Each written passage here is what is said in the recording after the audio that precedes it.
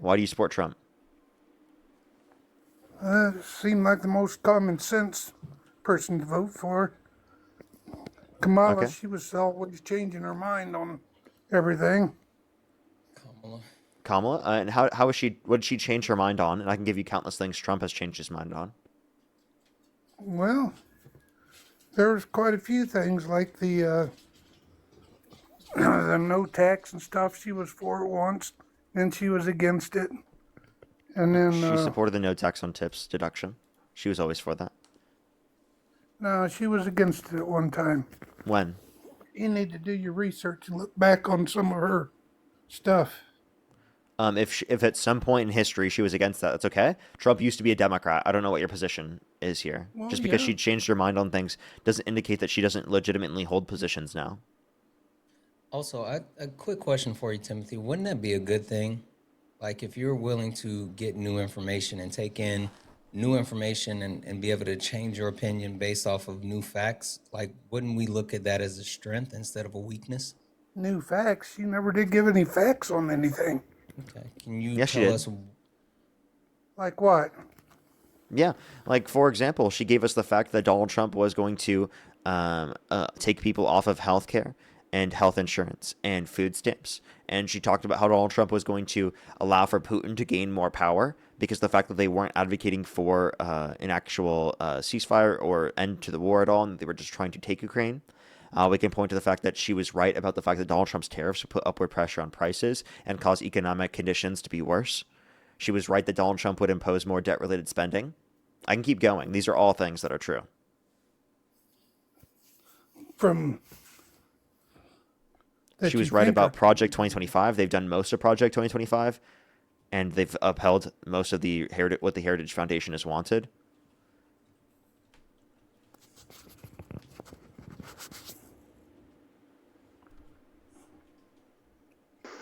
I don't know nothing about the 2025 project or whatever that was. Never read it. Okay, It's a well, good read. it's a very long thing, so I don't blame you really. But the point I would make is that uh, the Trump administration tried to claim that they had no association with it, and then clearly did, right? And clearly has done exactly what they wanted. By And then hiring like Trump, multiple. go ahead. No, go ahead, Parker. Trump said he was going to release the Epstein files, and then he's illegally mandated to do so right now, and they're not releasing all of them. They've released less than half of them. Oh, well, why didn't the Democrats release it when they had it? Because they did release some, like for example the flight logs, like things that they did have the ability to, but other things they weren't able to because it was sealed, and because there was an ongoing investigation into Ghislaine Maxwell and case. I don't, I really don't care nothing about the Epstein files. Why? Anything, Why don't you anything care about where, the Epstein files, Timothy? huh? Why don't you care about the Epstein files? That because I've heard a couple of people say they What's don't it care, got but to no do one has with? said why. What's it got to do with anything? Well, it has everything to do with if you even look at any of the information, this is a connected network of ultra wealthy people who are like they've passed children around and overwhelmingly harmed them in multiple ways, and it's some of the most powerful and connected people around the world. Like, shouldn't you want those people held accountable and for us to be able to ensure that these survivors get justice? Yeah, I do, but all the names they've come out with, why hasn't anything been done to them yet? That's The only thing exact anybody you, ever you wants to hear out of it is But Trump's Timothy, name. you know why nothing has been done? Because we have people willing to say they don't care about the Epstein files. By you sitting here and standing up and saying like you don't care, you're in front of thousands of people right now saying you don't care. And if anyone shares that opinion, and then things don't happen, there needs to be constant and consistent pressure being placed on the United States government and everyone to hold these people accountable. But if there's anyone willing to say that I don't care, then that's a one less person that's holding them accountable. Like, we need your voice to say that this matters. So you saying you don't care, you should never say that you don't care. And you also shouldn't care who's in the files. You shouldn't care if it's Donald Trump or Joe Biden or I whoever. don't You care. should exactly, you should want them all held accountable, and no They're one not should going be to do held above anything that about it. accountability. It doesn't matter. They're not going to do anything about it. They're not going to do anything because people like you are letting them slide, Timothy. No, I, I'd love to see them all go to jail, but they're just not going to do anything because they're all buddy buddy in this. All of them are. And if you do something to one, you got to do it to them all. And that's what they're avoiding. So there's never going to be nothing done about it. Timothy, you holding people, or you having a lack of accountability and still being willing to support people that are actively engaging in harm is why nothing changes. It's why nothing happens. You're willing to uphold the status quo because it's comfortable or you don't think anything will happen. Like, that's a problem. Well, prove to me that something will happen. Yeah, That's why I doubt anything that'll ever happen to them, because nothing's happened to anybody yet. And how many years has that Epstein file been around? yeah. I mean, I They didn't agree. have the I ability think to release it throughout all those years, though. That's what people are not understanding is they can't just release it at all points. Secondly, there's another thing. The DOJ was acting independent under the Harris administration. Now we can say in retrospect, if they had the ability to release it and the agency being independent limited them from doing that, well then wouldn't we then in that circumstance you might reflect upon that and be like, okay, well maybe we wouldn't want it to be independent in those circumstances for doing that, but we want it to be independent outside of that, or we want some sort of ability to ensure that things like this can be released, right? So obviously we would blame it on that context rather than blaming it on them, given that they wouldn't have that information in front of them, given that they kept themselves independent from it. If that were the reason. But I have a few other things out on top of that. It was sealed, and there was further cases that were still going into Ghislaine Maxwell. So there are limitations of what could be released. That doesn't exist anymore. Like, it should be able to be completely released. It's been yeah, legally mandated for it to all be released, and yet it still hasn't happened.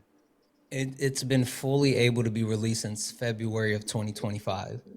So prior to February of 2025, all of it could not have been released. Ever since then, Donald Trump has had the ability to go to Pam Bondi and say, "Hey, release all the files," but he hasn't. Why hasn't it happened then? That's because when we keep getting glimpses into the file, they keep dumping random amounts of the files online, and every single time some information comes out, it's wholly damning to not only Donald Trump but ultra powerful people like Bill Gates, like Elon Musk. All of these ultra wealthy and powerful people keep coming, having like new information released. But Donald Trump understands that he is directly connected and implicated, and so he's been the driving force to stop the Department of Justice from actually releasing the information. Again, the Epstein Act was signed into law and everything was supposed to be released within 30 days, and they still haven't done it. And then when they made the decision to release the information, they broke the law because they didn't actually properly redact the young women information that were victims. They put that information out, and so now they put those people in the line of fire because either they were willfully doing it or they were just so sloppy that they did it in such a dangerous way. So again, this all reflects on the current administration. There's people spamming in the comment section. Why do I never see you outside protesting? As if I'm not on a live stream right now in front of literally 13,000 people protesting. Why are you in my comment section protesting instead of out protesting outside? And by the way, let's just be totally honest. Conversation this morning. Go ahead. No, I was just gonna say I had to have that conversation this morning, and I think there's a lot of people that need to understand like what protesting is for multiple people, but then even more so like how dangerous it is for certain people to be involved versus other people to be involved. And the one thing that I will bring to everyone's attention, because people want to actually say, well, you should do this or you shouldn't do this. Not everybody advocates in the same way. I would be worried about the people who aren't speaking up, speaking out, or engaging in any type of action versus just saying like, why aren't you doing this way?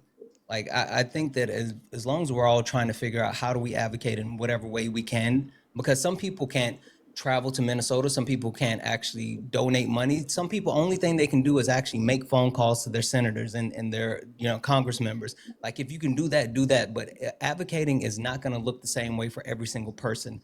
And when you have someone who has a platform that has reach, literally Parker has 9,000 people on TikTok alone, probably another 4,000 on YouTube or whatever. When you have someone who has that type of reach that can speak to that many people at one time, advocating takes different forms. So like I think we all need to understand, even for the people that's watching, and you're thinking, I wish there's something I could do. Maybe you can donate a couple of dollars here or there. Maybe you can actually make some phone calls. Maybe you have like some supplies that you can ship. Advocating and actually being on the quote unquote front lines, it's not going to be the same way for everyone. Yeah, like this is sorry, I don't mean to go in the middle of this conversation. I just wanted to say this because I think that that's important for our movement because we take all these different forms of protesting, and that just because someone's not protesting in one certain way doesn't mean that they're not doing good enough for the movement. Because we need to take all those different forms to have the best coalition for like an overall movement. And also, like, let's just be totally honest. I think it can influence things and positively impact society in a more beneficial context, given that I'm right here where I am right now, rather than being outside on the streets. Like, genuinely, like, obviously, in the privileged position that I'm in right now, I have the ability to influence more people, and that's just a fact of reality. And obviously, I should do this, and it makes more sense for me to do this than to do that, given that it would make more sense to put my time into things that can influence more people. And by the way, there are so many other people that don't even just do what I do, and it's still positive. Like, for example, other people can be artists, and they can put their activism within their art. They can specifically be media people, and they can put their activism within their media. They can work in TV shows and put their activism within the side of that as well, given the fact that they establish a position in being a celebrity.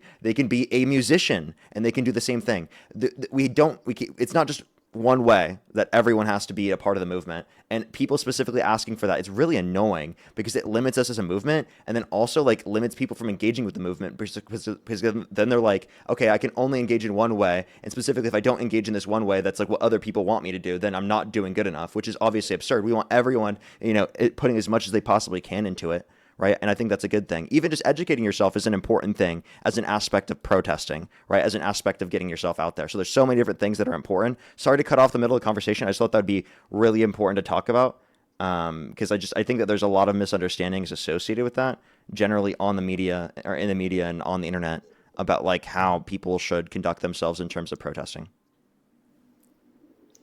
Now, I've got a question for you, real quick. Go ahead. You guys mentioned donations and stuff for protesters and stuff. What is that money used for?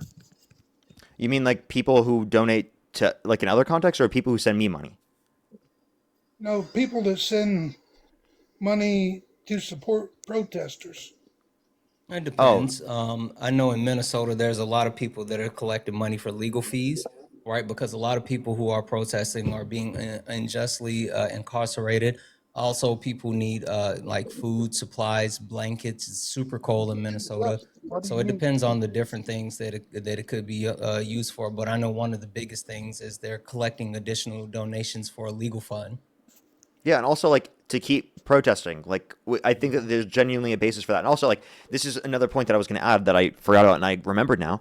We have people like Johnny Palmadessa, for example, that have started doing movements, right? Making videos that get millions of views and get people involved in the protests on the ground, right? Like, which I think is great work. That's incredible work, something that we need as a part of the movement, and that's important stuff. So, like, there's other people who are doing stuff like that. So we need to support individuals and creators who are like that, specifically, who are going to these areas and are protesting and bringing attention to it, right? And able to influence so many people while doing so, right? Yeah, but I got another question for you.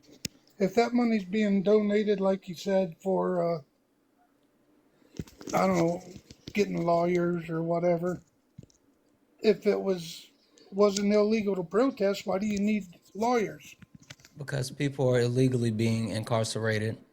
That happens with If every we're form of if they protest. were doing it Just because you peacefully, then just why are because they you actually are arrested doesn't mean that you have done anything that is actively harmful or illegal. So a lot of time they arrest people that are in crowds to try to intimidate the crowd or break up the crowd, and so they start arresting people and they let them go with no charges.